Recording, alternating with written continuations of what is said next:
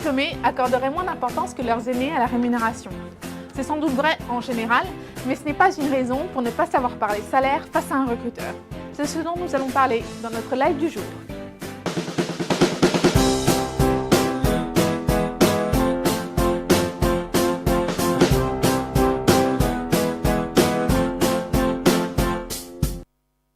Bonjour à tous, je suis ravie de vous retrouver pour ce troisième shortlist, notre Facebook Live dédié aux jeunes diplômés.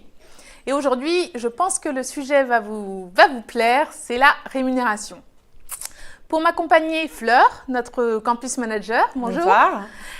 Fleur va nous aider, nous donner toutes les astuces, les conseils face aux recruteurs et aussi savoir comment se positionner, savoir quelle rémunération, à quoi on a droit.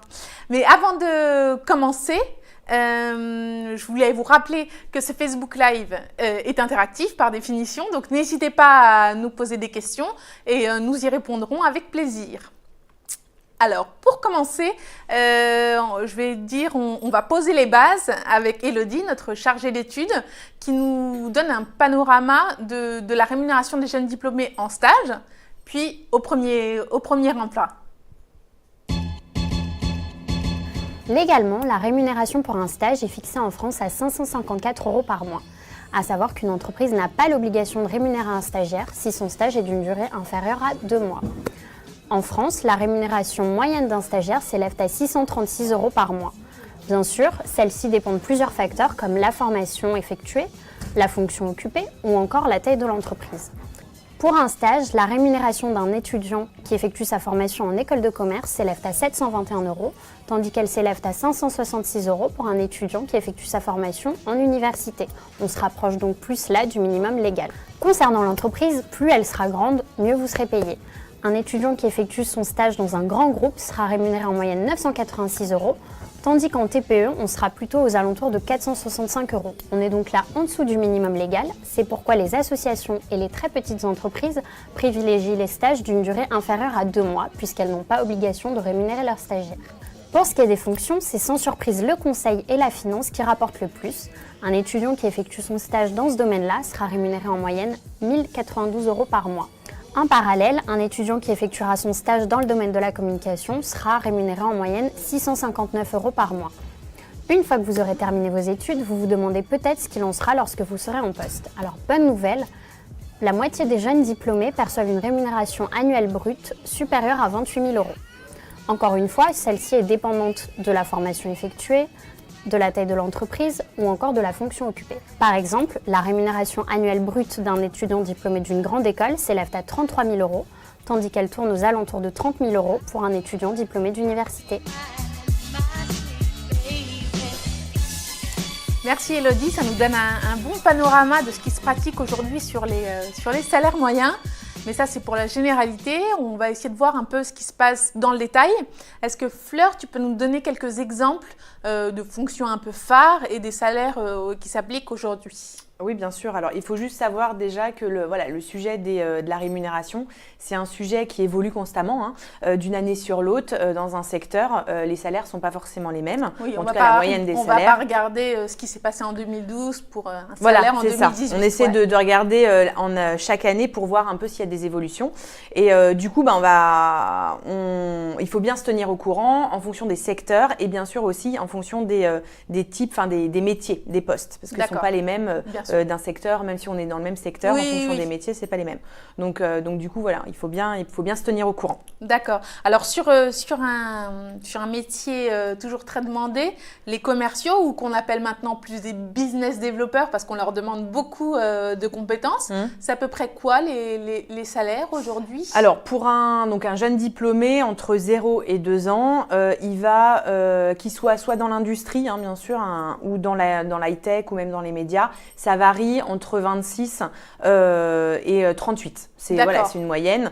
C'est un salaire qui comprend le fixe et le variable ? Oui, alors pour les études, en règle générale, quand on se renseigne, ça comprend les deux.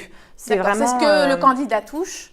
Voilà, c'est ce qu'il va toucher. Après, quand il va négocier son salaire, au début, il va négocier son fixe et après, il négociera son variable. D'accord. C'est deux choses différentes. On négocie ces deux choses séparément. Mais par contre, quand il va se renseigner, il aura les deux. Ça sera vraiment ce qui va toucher. Okay. Donc la prime et puis aussi son fixe, quoi. Et sur un métier un peu plus tendu, la communication, ou en tout cas on dit que ça paye moins.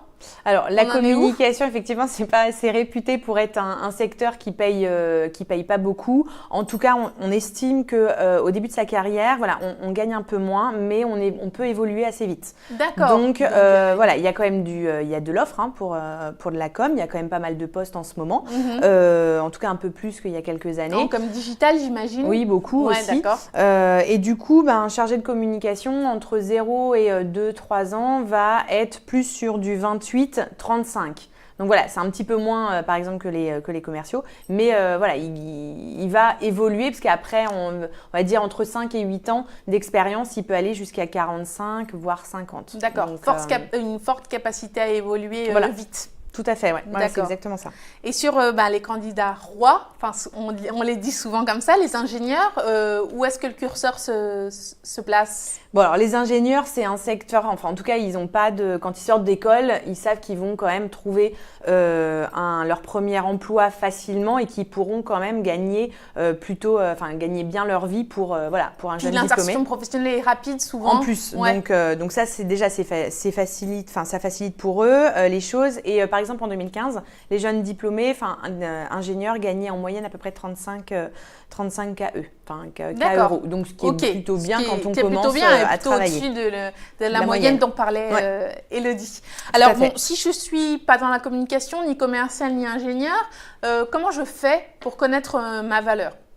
Alors, tout simplement, il y a des études de rémunération qui sont faites chaque année, parce que comme je le disais, ça évolue d'une année à l'autre. Et ces études de rémunération sont faites pour la plupart, donc soit par des cabinets de recrutement ou tout simplement aussi l'APEC. Donc, ça peut être les études Hayes, Michael Page, Deloitte, etc. Pas forcément, il n'y a pas besoin d'aller voir toutes les études. On fait un focus plus sur une étude qu'une autre parce qu'après, on risque aussi de s'en mêler les pinceaux. Mais de toute façon, toutes les études se valent. Donc, oui, bien sûr. Donc, c'est comme ça. On se base vraiment sur les études de rémunération qui sont faites. Et il y a aussi les écoles. Qui interrogent leurs alumni. Tout à fait, elles interrogent pour savoir un petit peu, entre telle de X années, combien elles ont gagné en fonction des métiers. Et du coup, ça permet aussi aux étudiants, juste avant de sortir de l'école, peuvent aussi voir où ils se placent quand ils vont devoir vraiment chercher leur premier emploi. D'accord. Donc voilà. Il y a d'autres moyens peut-être de savoir un peu sa valeur sur le marché, les études de rémunération des cabinets et des écoles. Il y a aussi d'autres moyens de savoir ? C'est aussi se renseigner, on va dire, pour les entreprises, essayer de se renseigner auprès des entreprises, même quand on va créer son réseau, etc. On peut demander aussi aux entreprises si déjà elles ont des grilles de salaire, parce que c'est pas obligatoire, faut le savoir, les entreprises sont pas... Oui, tout le monde n'a pas de grille, c'est surtout les grandes entreprises, on va dire. Voilà, les entreprises plus de 500, on va dire, salariés qui établissent des grilles. Donc c'est pas obligatoire en tout cas. Alors, je te coupe, on a une question, alors qui ne va pas être évidente à répondre tout de suite. C'est un data scientist en début de carrière. Alors, pour avoir vu passer quelques articles, il me semble que c'était entre 32, 33, donc assez élevé dès le début, mais à revérifier justement sur les études de cabinet. Et là, ça va plutôt être sur des études de rémunération de cabinets digitaux qui vont surtout sortir les data scientists. Mais on va regarder ça en régie, on vous répond dans quelques instants. Donc n'hésitez pas, si vous avez des questions, on vous répond en live ou avec quelques minutes de différé. Donc du coup, je parlais des grilles de salaire. Grille de salaire, est-ce que ça veut dire qu'on ne peut pas négocier ? Alors non, c'est pas parce qu'il y a une grille que c'est figé dans le temps et c'est comme ça, on n'a pas le choix. La grille de salaire, c'est juste pour essayer de voir pour l'entreprise en tout cas, voilà, d'essayer de dire quand elle doit poster une offre, c'est entre temps et tel on va dire salaire, mais on peut négocier. Après, il suffit juste de savoir si on va négocier plus pour être dans la fourchette basse ou la fourchette haute. En général, c'est plus la fourchette haute, mais voilà, ça permet s'intéresser, savoir où se positionner. Oui, voilà, c'est ça. Voilà. Mais alors du coup, on peut pas dépasser du tout? Alors, normalement, enfin, les entreprises disent que non, en règle générale. Après, ça dépend si voilà, on a une compétence bien spécifique pour un métier, par exemple, où il y a besoin de connaître un logiciel qui peut être un peu complexe. Là, on va pouvoir voilà, se justifier. Plus on a de compétences rares, plus on va faire monter les enchères. Voilà, ça va être plus facile en tout cas, mais voilà, on peut quand même négocier. Il faut vraiment avoir en tête que c'est pas figé. D'accord. Donc c'est ça qui est important. C'est pas parce qu'on a une grille et voilà, si on demande, on va nous dire c'est de temps à temps que on peut plus rien négocier. C'est comme ça, on est obligé d'accepter. Non. Ok. Et du coup, on sait comment se positionner, on sait qu'il faut y aller. Mais alors du coup, comment ça se passe quand on est face au recruteur? Déjà, sur ces grilles de salaire, ce serait intéressant de savoir c'est quoi les critères. Qu'est-ce qui joue dans le fait qu'on est comment ils choisissent, on va dire, un peu pour faire leur grille de salaire. Alors, il y a plusieurs critères. Déjà, c'est les entreprises, c'est chaque entreprise qui élabore sa grille de salaire. C'est pas une grille qui est dupliquée, que toutes les entreprises utilisent la même. Donc, c'est sous forme de tableau et bien sûr, ils doivent aussi se baser sur le SMIC. C'est voilà, le salaire moyen et après ils évoluent. Alors au niveau des critères, je me permets de dire, je connais pas tous les critères par cœur, mais il y a le salaire moyen de la branche, du coup concerné au niveau national, c'est important. Le niveau requis pour le poste aussi. Il y a les niveaux de salaire existants, donc dans la même branche d'activité. Donc du coup, d'autres entreprises vont regarder, on va dire, à la concurrence. Mais aussi, sur le marché du travail en règle générale. Il y a le coût de la vie. Puisque, bien sûr, à Paris et en région, voilà, le coût n'est pas le même. Donc, c'est pour ça qu'on dit souvent qu'il y a un petit delta entre Paris et les régions, les provinces. La province, généralement, alors ça dépend des postes, mais on parle de 10 à 20%. Oui, ça peut être ça. Ça explique. Ça explique du coup voilà, la différence de salaire d'une région à une autre. Et enfin, le dernier qui n'est pas utilisé par toutes les entreprises, c'est l'école.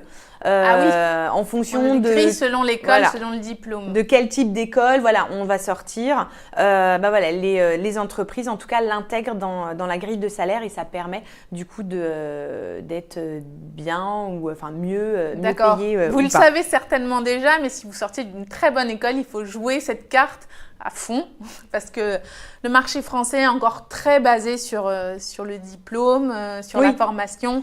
Et puis c'est une carte qui marche. Voilà, il y a certaines entreprises qui encore demandent quand elles postent une offre, etc. ou quand elles recherchent, elles vont déjà faire leur présélection par rapport à l'école. Donc voilà. Alors, faut pas se retenir de postuler. Non, il faut quand même postuler. Mais voilà, pas de cette école, mais c'est vrai qu'il y a beaucoup d'offres où on met déjà le type d'école qu'on souhaite en tout cas que le recruteur souhaite avoir. Mais voilà, en tout cas la grille de salaire, il faut l'avoir en tête. Ça permet quand même une cohérence au niveau des salaires dans l'entreprise. Oui, c'est pour ça qu'ils vont pas c'est vraiment une politique de rémunération qui soit équitable. Donc ça sert à ça à la base et ça sert aussi pour une question, pour les managers aussi pour expliquer pourquoi. Enfin voilà. Au niveau quand on demande une augmentation ou pas. Donc voilà, ça sert aussi à ça. D'accord. Bon alors voilà, j'ai en tête le salaire que je veux, que je me retrouve face au recruteur. Comment ça va se passer quand on est en entretien de recrutement? Est-ce que c'est moi qui en parle? Ou alors en règle générale, c'est quand même le recruteur qui évoque le sujet. Alors c'est un sujet quand même qui est très délicat, donc voilà, c'est souvent le recruteur. Alors soit il aborde à la fin de l'entretien pour poser aussi un peu les bases, mais souvent le premier entretien finalement sert quand même à connaître un peu le candidat, plus sur ce qu'il est, son parcours, etc. Et on ne parle pas trop au premier entretien de la rémunération rémunération. On l'évoque juste, mais on n'en parle pas. C'est plus dans un second temps. En tout cas, quand il y a plusieurs phases de recrutement. Enfin, en règle générale, il n'y a pas qu'une seule phase. Il y a plusieurs étapes. Donc voilà, on l'aborde, mais on va plus négocier dans les dernières phases du de processus de recrutement. recrutement. Tout à fait. Ouais. D'accord. Depuis le début, que ce soit pour les études de rémunération ou pour les grilles de salaire, on parle pas mal de fourchettes.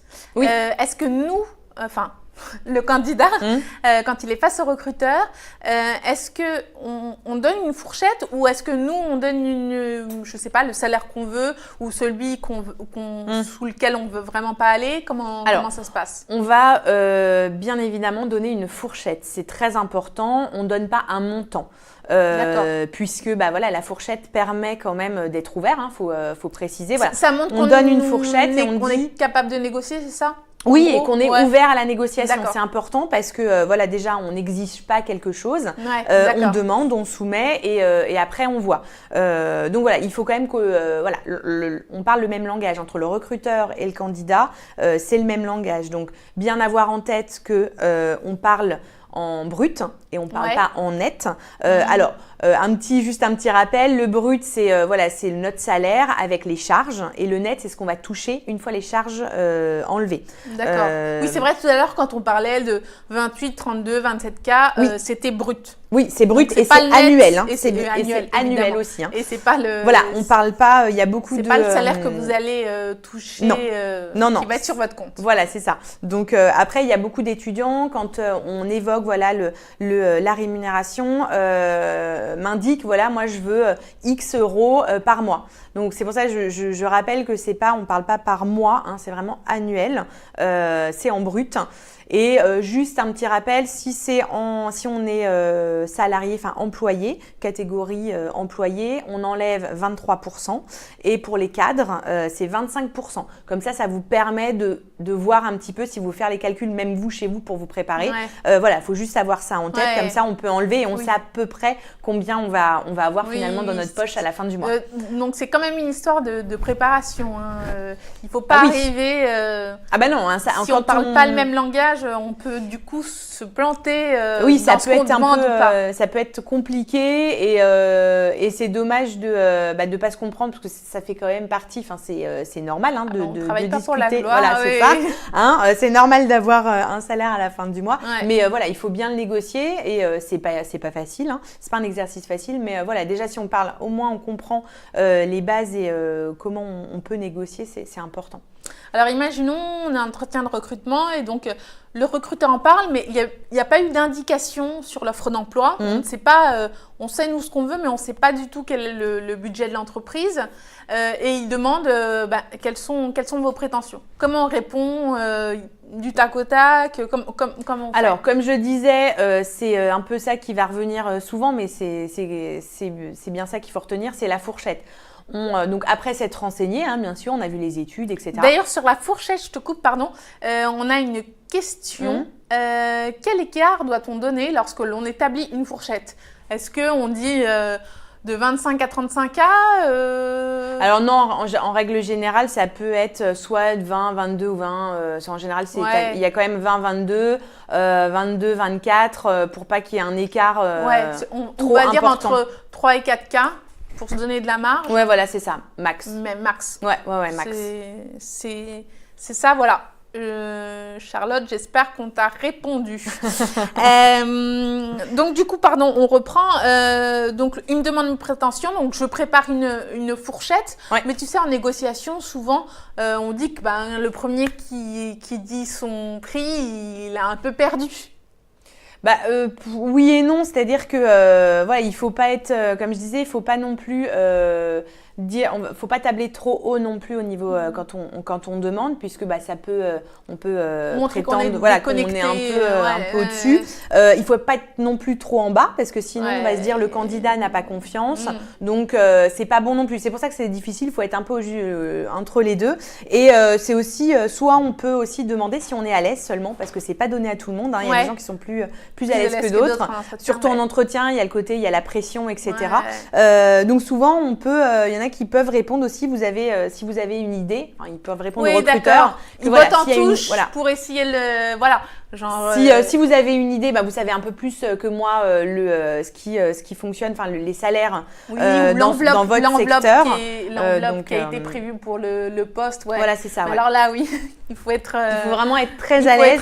Et c'est pas donné à tout le monde. Hein. C'est une bonne technique de négociation. On renvoie la question pour pas être le premier à le citer. À citer le chiffre, parce que c'est arrivé à plein de gens de demander petit, puis après par quelconque on arrive à voir qu'en fait on aurait pu avoir beaucoup plus. Voilà, c'est ça. C'est plus facile de dire un salaire un peu plus élevé et finalement après de redescendre de baisser que du coup faire l'inverse, parce que si on se dit il nous a donné cette fourchette là, moi c'est très bien, nous on va rester sur le montant le plus bas. Bien sûr les entreprises c'est comme ça que ça fonctionne. Ouais. Donc c'est pour ça il faut vraiment la rémunération, ça se prépare quand même comme un entretien, ça fait partie d'une question comme une autre où il faut savoir quand même y répondre tout en étant modeste. Hein, c'est délicat. C'est pas un sujet vraiment, c'est pas un sujet facile. Et en entretien, donc on a évoqué le cas de s'il en parle. Et donc du coup, s'il en parle pas. Ouais, s'il en parle pas, on est au premier entretien. Est-ce que une fois qu'on a parlé de toutes ces motivations, de comment on se projette dans le poste, est-ce qu'on en parle ou pas? Oui, il faut quand même en parler. Comme je disais, c'est une question qui est délicate. Le candidat a toujours peur de poser cette question parce qu'il a l'impression que c'est un sujet un peu tabou, où il va s'excuser de poser la question. Non, c'est normal. Ça fait partie du job. Donc, il faut vraiment pas avoir peur de négocier. Et après, ça permet aussi du coup aux recruteurs de voir si le candidat il sait s'auto-évaluer, donc ça c'est important. Hein, s'il est en prise avec le marché et qui sait mettre en avant ses compétences et qui sait ce que ça vaut. S'il prend aussi les devants, il monte, il est force aussi de proposition, etc. Mais on peut en parler souvent à la fin de l'entretien, du premier entretien. On nous pose la question, est-ce que vous avez des questions typiquement? Et ça, on peut rebondir en disant, question rémunération, vous ne l'avez pas abordé, quelle est la fourchette, mais surtout pas s'excuser, c'est normal de poser la question. Et puis tout est dans la manière de le dire. Hein. C'est pas au fait la rémunération c'est combien. Non, on le dit pas comme ça. C'est pas de montrer que c'est son intérêt faut principal. Mettre les formes. Non, parce que c'est pas on ne choisit pas en tout cas un poste en fonction de la rémunération. En tout cas, je sais pas ce qu'il faut dire. Non, même si on le pense, on ne le dit pas. C'est quand même surtout en fonction des missions et du poste qui est proposé quand même. Je vous rappelle qu'on est en live, donc si vous avez des questions, n'hésitez pas, on essaiera d'y répondre en direct. Je voulais venir sur une possibilité. On sait la valeur qu'on a sur le marché, on sait se positionner, on a bien répondu, mais non. Ce qu'on voulait, il ne peut pas nous l'accorder. Mais pourtant, le job nous plaît bien. Qu'est-ce qu'on fait? Qu'est-ce qu'on a comme possibilité? Comme option pour essayer de s'en sortir. Alors, il y a le cas de figure où le poste nous intéresse vraiment et du coup, on n'a pas le salaire souhaité, mais comme on a envie quand même d'être dans cette entreprise, etc. On fait... On dit on prend quand même le salaire puisque on considère que le poste est plus important. Donc ça c'est le premier cas de figure. Soit on indique qu'on va aussi réfléchir parce que on a le droit de réfléchir. On n'est pas obligé de donner c'est sûr qu'il faut jamais donner sa réponse tout de suite. Mais ça c'est une question que les étudiants se posent. Répondez pas tout de suite. Il faut que je donne une réponse. Oui, bien sûr, mais on a un temps de réflexion quand même. Ou tout simplement après, si on n'a pas le salaire, on peut aussi essayer de négocier un package de rémunération. Alors, pas le salaire en tant que tel, mais plus des avantages, puisqu'on a dans les entreprises, on a des avantages en nature. Donc, soit on peut négocier des jours de congé en plus. Ça fait partie quand même ça peut être un plus, même si on n'a pas le salaire qu'on souhaitait. Ça peut être aussi demander tout ce qui est avantage, donc la voiture de fonction, parce que ça se budgétise. Alors, attention, il y a voiture de fonction et voiture de service. C'est deux choses différentes.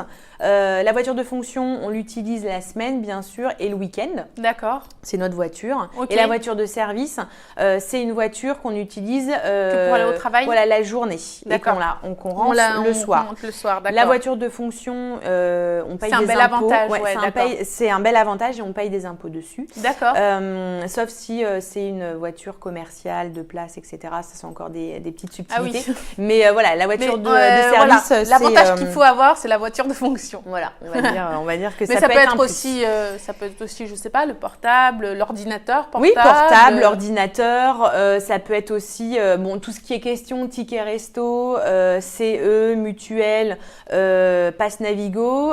Aussi, on peut négocier son pass Navigo. Alors, c'est légal, c'est 50%, hein, c'est obligatoire, mais certaines entreprises qui font 100%. Donc voilà, on peut essayer de négocier aussi un 100%. D'accord. Ça peut être un plus. Voilà, il y a plein de petites choses qui peuvent, en tout cas, on peut se renseigner, savoir si ça existe. Et pareil, la rémunération, j'ai oublié de le dire, mais il y a des entreprises qui fonctionnent donc 12 mois, mais d'autres sur 13 mois. Oui. Donc voilà, bien se renseigner, bien demander si c'est 12 à quoi ou ça 13 mois. Oui, finalement, ça peut être une façon d'aborder peut-être la partie avantage qui parfois est mal vue par les recruteurs. On peut demander, quand on nous propose 32K, qu'est-ce que ça comprend? C'est quoi dans le package de rémunération? Tout à fait. Et du coup, là, on a le détail sur les avantages. Et si… c'est pas assez, on peut justement essayer d'aller un peu plus sur les avantages plus que sur les salaires. Peut-être aussi on peut aborder la question de la renégociation dès le début, c'est-à-dire dire dans 6 mois on reparlera salaire. Voilà, c'est ce que j'allais dire. On peut en tout cas dire voilà, bon là c'est ok pour ce salaire-là, mais voilà dans le contrat, dans le deal. Au bout de 6 mois, au bout de 8 mois, moins d'1 an en tout cas, voilà, il y a une politique de renégo qui va s'appliquer. Et on essaye de voilà, exactement. Ça c'est possible aussi. Il y a des entreprises qui le font et du coup, le candidat a l'impression qu'il y a quand même un geste de l'entreprise, même s'il y a des entreprises, même si elles ne peuvent pas, voilà, c'est comme ça, elles ne peuvent pas aller au-delà d'un montant. Oui. Et voilà, il ne faut pas non plus s'excuser si par exemple ça arrive, il y a des cas de figure, voilà, le poste nous intéressait, le montant, enfin le poste c'était tel salaire et il s'avère que nous, voilà, on ne peut pas, on n'a pas envie, en tout cas d'aller en dessous, voilà, il ne faut pas s'excuser et on refuse et puis voilà, après, voilà, on a quand même le choix aussi, bien faut sûr. l'avoir, on est un candidat, mais on a le choix de dire oui ou non. Il faut aussi toujours l'avoir en tête. Est-ce que tu penses que c'est mieux de négocier avec les RH ou avec l'opérationnel? Alors, il n'y a pas de règle. En règle générale, alors, les RH, les ressources humaines nous indiquent souvent le montant, mais c'est souvent avec l'opérationnel, puisque c'est plus lui qui va pouvoir essayer de faire monter un peu le salaire. S'il a vraiment envie de vous voilà, ou pas finalement. C'est exactement ça, puisque on part je comprends, envie de vous avoir dans l'équipe. Oui, dans l'équipe, etc. Parce que souvent les ressources humaines, c'est la première phase du recrutement. D'accord. Les RH vont faire un premier entretien téléphonique, où là, voilà, elles vont essayer tout simplement de voir comment la personne s'exprime au téléphone, parce que c'est pas non plus donné à tout le monde. Donc, elles vont demander aussi la fourchette. Oui, les prétentions salariales sont abordées dès l'entretien d'embauche téléphonique. L'entretien téléphonique. D'où l'intérêt de ne pas répondre dans le bus en disant oui, je vous écoute, parce que ça peut être un peu compliqué. Ne pas hésiter, voilà, on ne répond pas, on attend, on laisse, en général, voilà, les recruteurs laissent un message. Donc voilà, souvent c'est un peu stressant et puis s'il y a du bruit, on va pas comprendre, ça va un peu nous paniquer. Donc voilà, comme tu dis, pas hésiter, on ne répond pas, on répondra quand on sera au calme et posé et voilà, on aura pris aussi connaissance de l'offre, etc. Donc pour bien mettre les choses bien au clair, quoi. D'accord. Donc voilà, mais il y a pas de règle en tout cas. D'accord. Et toi qui vois beaucoup d'étudiants toute l'année, est-ce que tu dirais qu'ils sont bons en négociation? Alors, plutôt d'écoles de commerce, d'écoles d'ingénieurs C'est essentiellement des écoles de commerce. Alors bon, c'est pas qu'ils sont pas bons, c'est qu'ils sont pas prêts. Et ils abordent pas voilà, cette question-là dans le bon sens. Et je pense qu'ils sont un peu paniqués, tout simplement, parce que voilà, quand on est en tout cas en stage, on négocie pas son salaire, ou très rarement, à part si on est dans une très grande entreprise. Mais sinon, on négocie pas son salaire. Donc ils ont pas pas vraiment cette habitude-là, ils se posent plein de questions. Donc, ils savent pas comment l'aborder. Pour eux, c'est un sujet qui est extrêmement tabou. Et si on l'aborde, on est un peu, on a postulé vraiment juste pour l'argent. Donc voilà, c'est plus la question. Ils sont pas prêts. Voilà, et pour eux, c'est une montagne d'aborder ce salaire-là. Pas toujours très à l'aise. On a une trop. question de Vincent qui se demande si la négociation salariale dépend de la taille et du chiffre de l'entreprise. La réponse est oui. Oui. C'est Élodie qui nous le disait d'ailleurs à l'entrée de l'émission sur le sujet, sur les moyennes de salaire. Et voilà, ça va dépendre de la taille de l'entreprise et du secteur aussi. Le secteur, il y a des secteurs plus rémunérateurs que d'autres. Oui, et puis donc il y a vraiment, dans une grosse entreprise, on va avoir plus de facilité à négocier. Ouais, et puis après, il y a aussi la question du salaire. Elle vient finalement en deuxième position après l'intérêt du poste. Donc voilà, c'est important quand même, mais c'est pas la première. Justement, c'est une question qui revient souvent. Ce critère de salaire qui descendrait, en tout cas, les millénials seraient moins intéressés par le salaire. Donc du coup, on a été à l'EM Normandie, une école de commerce, pour interroger 2 étudiantes et on leur a fait jouer au jeu du tu préfères et voir si elles choisissent le salaire ou un autre critère. Je vous propose de regarder. Bonjour à tous. Pour parler de la rémunération des jeunes diplômés, il nous était impossible de ne pas leur demander leur avis. Nous sommes ici à l'EM Normandie, une grande école de management qui a à la fois un campus au Havre, à Caen et ici à Paris. Pour connaître leur vision de la rémunération, nous avons proposé aux jeunes diplômés de jouer à un tu préfères. Bonjour Margot, est-ce que tu pourrais nous parler un peu de ton cursus, dans quel cursus tu es en ce moment? Directement après le bac, j'ai intégré le programme Grande École de l'EM Normandie. J'ai passé 3 ans sur le campus de Caen, 1 an sur le campus d'Oxford et en ce moment je suis en année optionnelle. Est-ce que tu as une entreprise de rêve pour après tes études? Alors ce serait une entreprise dans laquelle il y aurait une forte possibilité d'évolution. J'aimerais bien pouvoir aussi travailler à l'international. J'aimerais bien être dans une entreprise où il y a une bonne ambiance d'équipe, où on nous fait confiance et où notre travail est reconnu. Là, est-ce que ce serait plus dans une start-up, une PME ou une grande entreprise? Ayant fait un stage en start-up et ayant beaucoup apprécié l'ambiance d'équipe, je pense que je m'orienterais d'abord plutôt vers une petite structure, une start-up. Et du coup, dans quel secteur tu aimerais travailler? J'ai pas de secteur prédéfini. Au niveau des fonctions, je suis plutôt tournée finance. Et est-ce que tu as une idée de salaire pour après tes études? Une fourchette. Si je me base sur les études que l'EM Normandie a faites sur les anciens diplômés, je pense que ça tournerait autour des 27 ou 35 cas à l'année.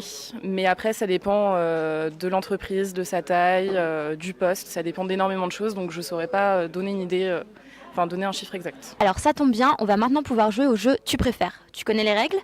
Je crois, oui. Alors du coup, je vais te proposer 2 solutions. Il faudra vraiment choisir entre les deux et tu ne pourras pas demander plus de précision. Je te propose, tu préfères travailler dans une très grande entreprise qui te rémunère 36K ou travailler dans la start-up de tes rêves, mais tu seras rémunéré 26K. Je pense que je choisis la start-up. Pourquoi? Parce que je préfère évoluer dans une entreprise comme ça où je me sens bien, où je sens que ce que je fais a vraiment de la valeur et de l'importance, plutôt que de travailler par exemple dans un cabinet d'audit qui va très bien rémunérer et où je serai un pion parmi tant d'autres. Alors deuxième question, tu préfères travailler dans une start-up à l'international et tu seras rémunéré 32K ou dans une start-up française en France et tu seras rémunéré 36K? Je pencherais plus pour l'international, mais après ça dépend aussi du niveau de vie qu'il y a à prendre en compte puisque c'est assez difficile à mesurer comme ça. Donc, par exemple à Londres, être rémunéré 32K, c'est plutôt juste? Ce serait difficile, mais après, si j'arrive à m'arranger pour avoir des avantages en nature, pourquoi pas. Pour finir, tu préfères être contrôleur de gestion mais payé 36K ou tu préfères être analyste financier mais payé 32K? Je me dirigerais plutôt vers l'analyse financière. Les missions d'un analyste financier m'intéressent plus que celles d'un contrôleur de gestion et que je vais être plutôt sur tout ce qui est prévisionnel que passer. Bonjour Marine. Bonjour Farah. Alors du coup, pour commencer, est-ce que tu pourrais nous parler de ton cursus ? Donc, je suis en dernière année de master à l'EM Normandie. J'ai intégré le programme Grandes Écoles en 2016 après un bachelor en business et administration dans une autre école de commerce. Et je me suis spécialisée cette année en International Event Management, donc en management de l'événementiel. Tu préfères travailler dans une grosse boîte en tant que chef de projet dans une entreprise qui est reconnue pour sa créativité et ton salaire sera de 25K, ou travailler dans une autre grosse entreprise reconnue pour son business en tant que chargé de relations publiques avec un salaire de 34K. J'aurais tendance à préférer un poste de chef de projet événementiel plutôt tourné vers le créatif. Le poste de chef de projet me permettrait d'avoir énormément de responsabilités et je pense que ça pourrait m'apprendre en tant que première expérience. Je pense que ça serait plus enrichissant pour moi. Et tu seras payé 33K ou travailler dans une agence, toujours en tant que chef de projet, mais tu seras payé 28K. Pour une première expérience, j'aurais tendance à préférer travailler dans une agence. C'est important, je pense pour moi, pour une première expérience, d'avoir justement une expérience en agence pour pouvoir toucher à plein de projets différents, justement évoluer dans une atmosphère extrêmement stressante, où on nous demande beaucoup de choses, de fournir beaucoup, et où on nous fait aussi confiance. Tu préfères être chef de projet à l'international, mais tu seras payé 29K, ou tu préfères être en France, être chef de projet, mais cette fois-ci, tu seras payé 32K. Au cours de mes études, j'ai eu l'occasion de partir plusieurs fois à l'étranger. C'est vraiment une dimension qui me plaît beaucoup et qui est très importante, je pense, pour des jeunes diplômés. Donc, j'aurais tendance à préférer un salaire moindre, mais à l'étranger, justement pour renforcer mon CV, ce côté international. Pour finir, je vais vous demander de répondre par oui ou par non. Oseriez-vous demander un salaire supérieur à celui qui est sur l'offre d'emploi ? Oui. Oui aussi. À votre premier entretien, votre employeur ne vous parle pas de salaire, oseriez-vous en parler ? Non. Si, je pense que c'est quand même assez important. Merci à vous deux. Alors, merci beaucoup à Marielle de nous avoir permis de tourner à l'EM Normandie, à Marine et Margot de s'être prêtées au jeu. Alors, comme vous l'avez vu, elles choisissent jamais le salaire. Ça ne veut pas dire qu'elles ne seraient pas prêtes à négocier. Et c'est ce qu'on vous conseille, de jamais vous excuser, de ne pas avoir honte. Surtout pas. C'est normal. Et voilà, on se renseigne, on se prépare et après, on part à l'attaque de la négo. De la négociation. Pour finir ce live sur la rémunération, on a une dernière question de Jam qui nous explique qu'en fait, qu'elle est nouvellement diplômée RH, Bac+3, mais qu'elle a été assistante de direction pendant 15 ans. À quel salaire puis-je prétendre ?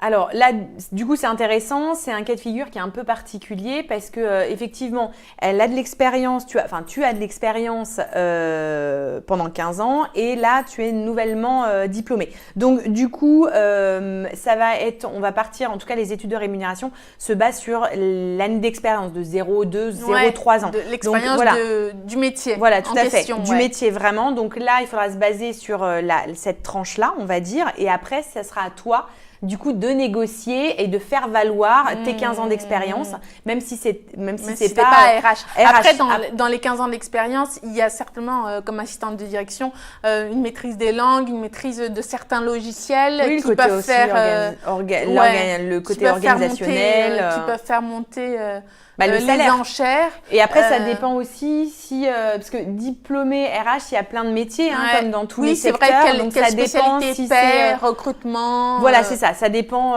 si c'est quel type de métier dans les ressources humaines. La spécificité. Voilà. Mais après, voilà, ça sera à toi de négocier. Voilà, n'hésitez pas à nous le dire, on vous répondra en commentaire. Alors, je tiens à remercier Fleur, Bastien, Jim et Jean-Alexis, Farah aussi, pour avoir préparé ce live. Et on se dit rendez-vous très prochainement. À bientôt.